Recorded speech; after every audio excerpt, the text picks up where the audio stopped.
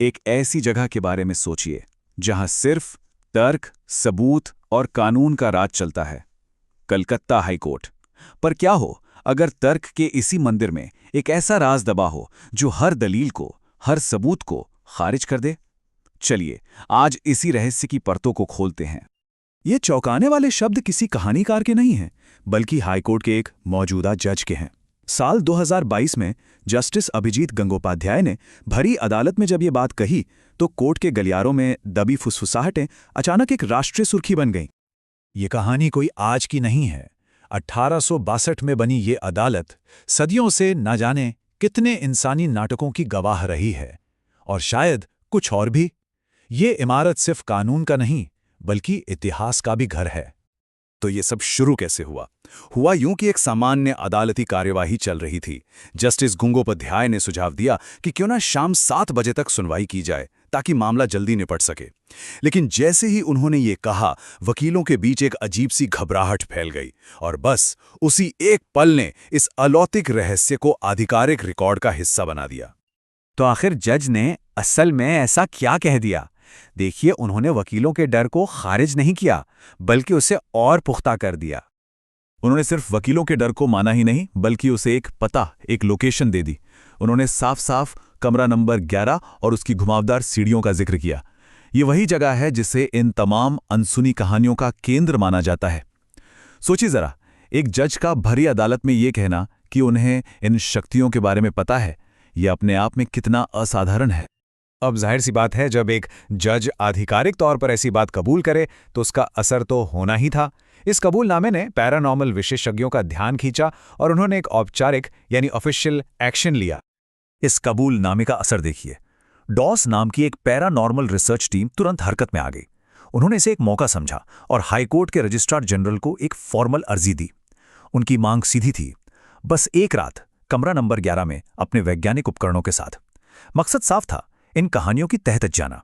लेकिन कोर्ट का फैसला वो भी उतना ही साफ था, इजाजत नहीं मिली। तो सवाल ये उठता है कि आखिर वो कौन सी कहानियां हैं? उनमें ऐसा क्या है कि वो कानूनी कामकाज को रोक सकती हैं और एक जांच की वजह बन सकती हैं? चलिए अब जरा उन ऐतिहासिक किंवदंतियों की ओर चलते हैं जिनसे ये सब शुरू हुआ। अदालत के गलियारों में जो 2 प्रमुख भूतिया कहानियां गूंजती हैं, उनमें से पहली कहानी है एक कवि की जिसकी आत्मा आज भी कुछ तलाश रही है। ये दुखद कहानी है तपस नाम के एक कवि की। जमाना था ब्रिटिश हुकूमत का और इसी अदालत ने उसे मौत की सजा सुनाई थी। कहते हैं कि फांसी से ठीक पहले उसे तड़पा तड़पा कर प्यासा रखा गया, और आज इतने दशकों बाद भी लोग कहते हैं कि उसकी प्यासी रूह इंसाफ के उसी मंदिर में भटकती है, पानी की तलाश में। और अब दूसरी कहानी। ये कहानी शायद और भी ज्यादा भयावह है। एक ऐसी महिला की जिसके साथ हुए अन्याय की गूंज आज भी अंधेरा होने के बाद अदालत में सुनाई देती है।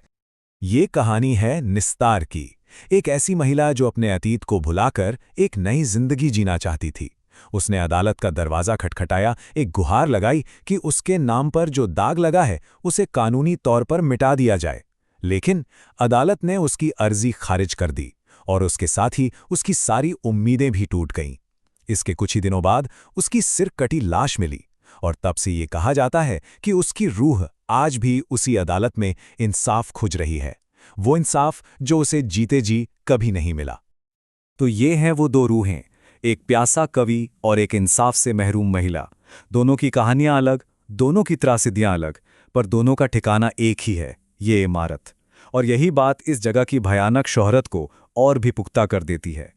और अगर ऐसा लग रहा है कि ये सब सिर्फ गुजरे जमाने की बातें हैं, तो रुकिए, क्योंकि ये किंवदंतियां आज भी जिंदा हैं, उन लोगों की जुबानी जो हर रोज उन गलियारों से गुजरते हैं और जिन्होंने कुछ ऐसा महसूस किया है जिसे वो भुला नहीं सकते। ये अनुभव बताते हैं कि ये डर कितना हकीकी है। एक पुलिस अफसर का दावा है कि उसे लगा जैसे किसी बिना सिर वाली ताकत ने उसे सीढ़ियों से धक्का दे दिया हो।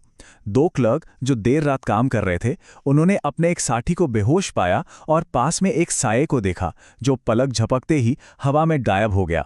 और वो पायल की आवाज़, वो तो मानो उन खाली गलियारों की खामोशी का हिस्सा बन चुकी है जिसे कई लोगों ने सुना है।